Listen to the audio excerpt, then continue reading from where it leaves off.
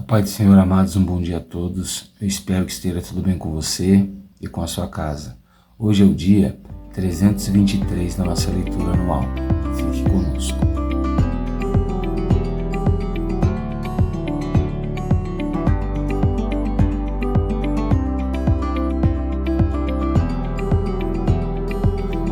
Bom, amados, nós estamos encerrando hoje o livro de Atos dos Apóstolos.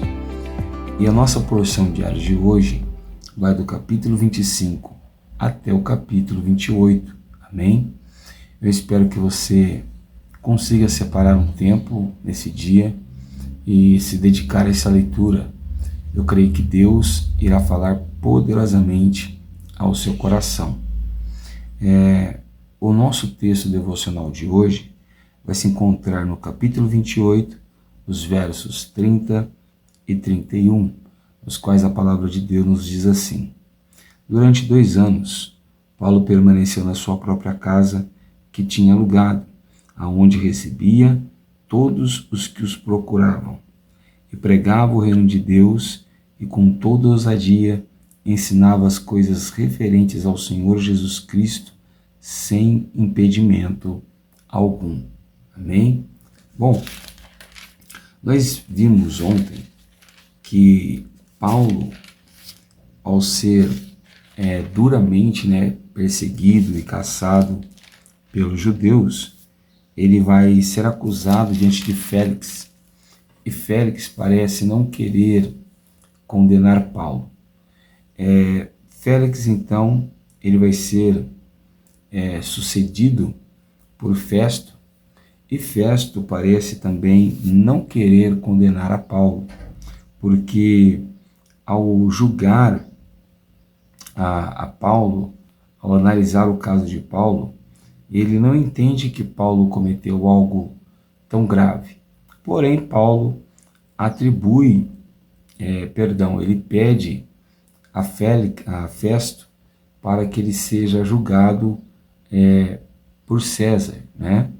Então, ele vai pedir carta, ou melhor, permissão ao grande rei Agripa, que era um rei daquela região, para que Paulo pudesse chegar até César. Então, o rei Agripa, ele disse que queria ver Paulo e queria conhecer um pouco de quem era essa pessoa, de qual era o seu caso, já que Agripa não tinha tanto conhecimento das coisas que estavam acontecendo ali na Judéia, principalmente com respeito a Paulo, né? E então nós vamos ver no capítulo de número 26 que Paulo vai se apresentar diante de Agripa. E Agripa vai dar a voz a Paulo.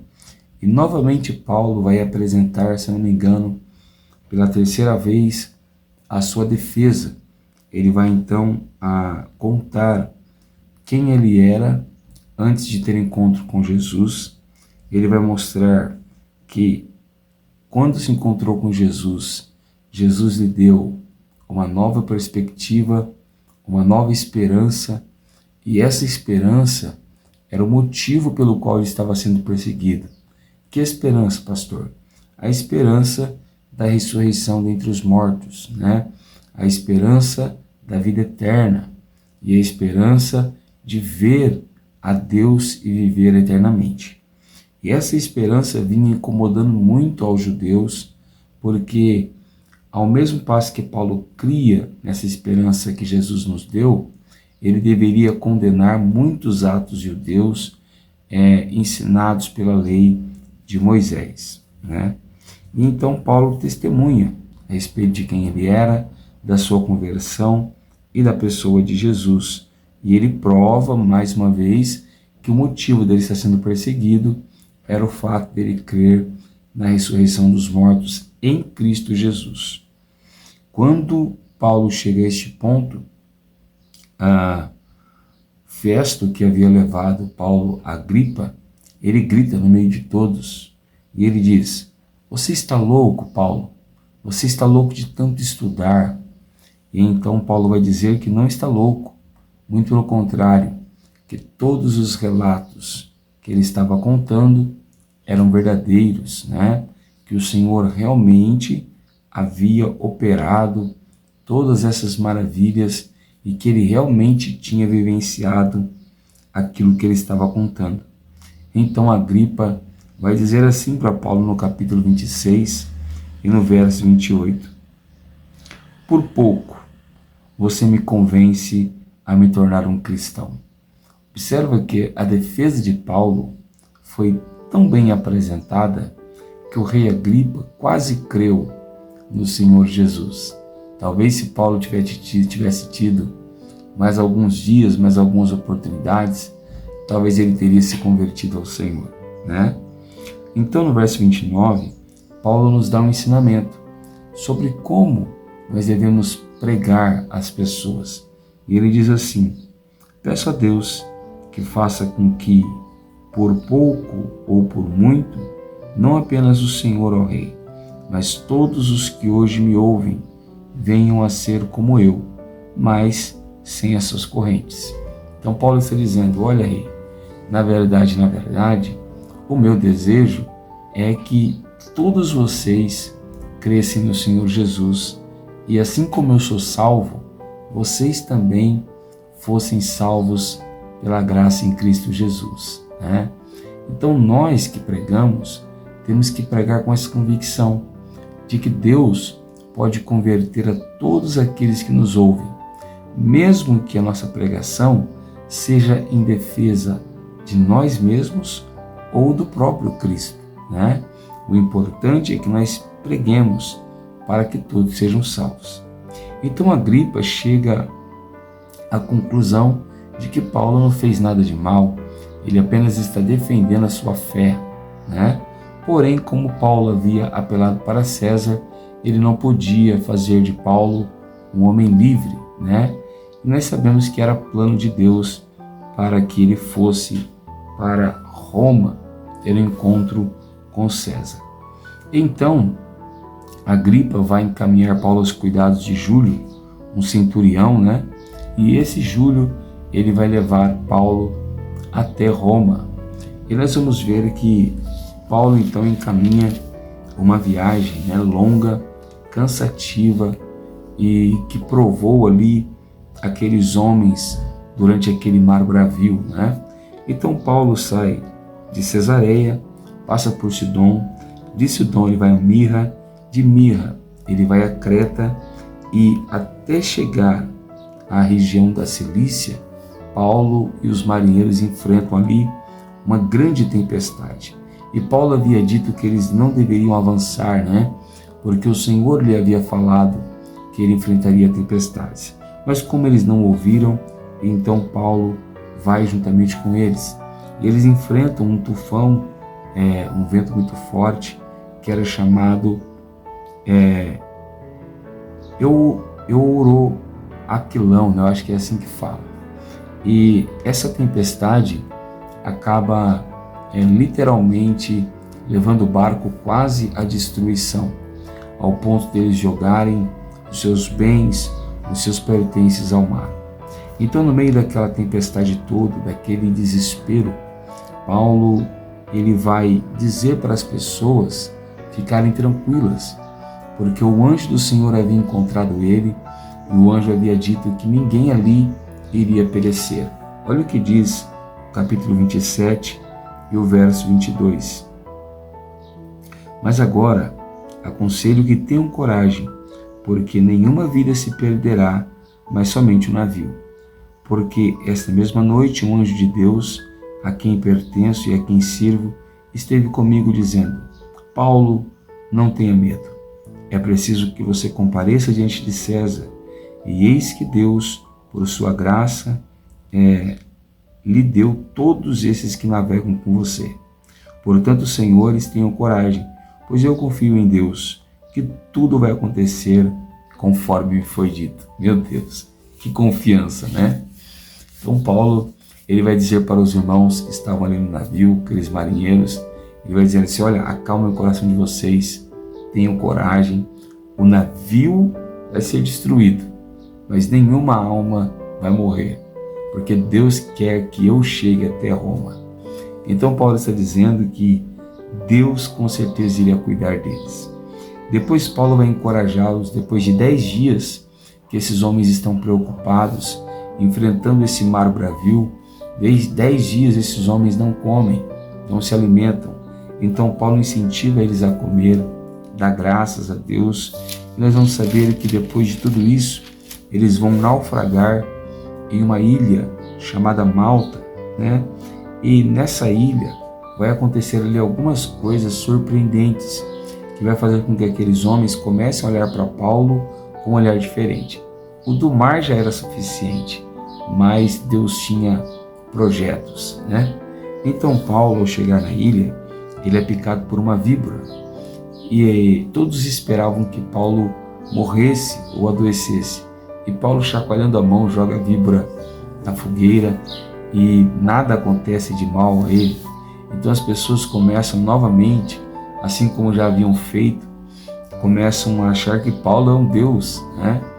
E Paulo, sendo hospedado, né, por aquelas pessoas, sendo acolhido por aquelas pessoas, ele começa a pregar o Evangelho, a curar enfermos, e muitas pessoas começam a se admirar e a crer no Senhor Jesus. Depois de 3 meses, né, eles conseguem o navio de Alexandria e eles vão para Roma. Quando chega em Roma, Paulo ele tem permissão, né, de morar numa casa onde ele vai receber ali uma prisão domiciliar, né? E ele fica ali recebendo todos aqueles que vão procurá-lo para ouvirem o que ele tinha a dizer. Então, os 2 versículos que nós lemos, do capítulo 28, verso 30 e 31, nos dizem assim: Durante 2 anos, Paulo permaneceu na sua própria casa, que tinha alugado, aonde recebia todos os que o procuravam, e pregava o reino de Deus com toda a ousadia, e ensinava as coisas referentes ao Senhor Jesus Cristo, sem impedimento algum. Então Deus deu essa oportunidade para Paulo, para que ele pregasse aos gentios de Roma e também aos judeus. Os judeus, mais uma vez, na sua grande maioria, rejeitaram a Paulo, mas os gentios começam a crer no Senhor. Outra coisa interessante, Paulo teve 2 anos de ministério livre para pregar a palavra de Deus, né? E as pessoas iam até ele para ouvir a pregação do reino e da pessoa de Cristo Jesus. Uma coisa interessante é que tanto Clemente como Eusébio, que são registros que nós temos da igreja posterior à dos apóstolos, esses documentos conferem que Paulo provavelmente não vai morrer nessa primeira prisão em Roma. Então, dessa prisão, ele vai escrever as cartas a Éfeso, a Filipenses, a Colossenses e a Filemão, né? Então, Paulo provavelmente vai ser solto e depois ele vai ser preso novamente. Dessa segunda prisão, é aquela prisão onde nós sabemos que Paulo não vai sair vivo, né? E meados aí dos anos 60, e ele vai escrever então, por exemplo, 1º e 2º Timóteo, ele vai escrever Tito, né? Que são cartas nas quais o tom da escrita já é um tom um pouco mais de despedida. Então Deus usou esse homem de uma forma muito grande, né? Muito poderosa, para levar a palavra de Deus aonde o Senhor tinha vontade. Mas para que Deus usasse Paulo precisou se disponibilizar por completo nas mãos de Deus e não temer a nada e confiar plenamente no Senhor. Quero deixar hoje para você que se você quer ser usado por Deus, você precisa fazer como Paulo. Você precisa se desprender um pouco deste mundo, um pouco das suas preocupações e se entregar por completo nas mãos de Deus. Confiar que Deus tem um plano perfeito. Se Deus quer te levar até tal lugar, se Deus quer que você salve muitas vidas, muitas almas, nós temos que confiar. Se Ele lançou a promessa sobre nós, este que lançou a promessa é fiel para cumprir. Queria terminar dizendo para você também que a expansão da igreja, o crescimento da igreja não acabou. Então Deus ainda conta com homens, com mulheres que sejam porta-vozes, que sejam pessoas que levantem a bandeira do Evangelho em territórios aonde o Evangelho ainda não chegou. Amém? Que Deus possa usar a tua vida, que Deus possa usar a minha vida, que Deus possa usar a vida da igreja para ser luz nesse mundo de trevas. Eu sou o pastor Tiago da Igreja Pentecostal, Poder da Palavra, e eu quero orar por você neste momento. Abra o seu coração, feche seus olhos e ore ao Senhor juntamente comigo. Senhor, nosso Deus e nosso Pai, nessa manhã nós te louvamos, te bendizemos e te glorificamos, porque o Senhor é bom, é fiel e é justo.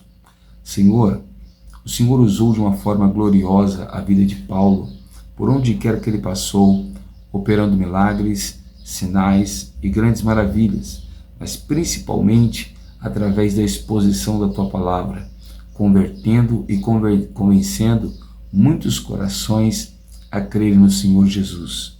Usa, Senhor, a nossa vida, usa-nos como instrumento nas suas mãos, para levar a tua palavra àqueles que ainda não te ouviram.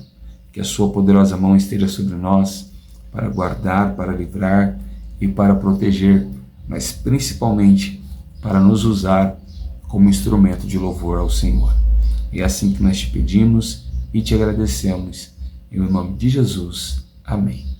Se você tem gostado desse trabalho, deixa o like, compartilha, se inscreva no canal se você ainda não for inscrito. Nós agora vamos estudar as cartas apostólicas, né? Que você possa permanecer conosco, pois nós iremos ler juntos a Bíblia inteira esse ano. Que Deus te abençoe, fique com Ele e tenha uma ótima terça-feira.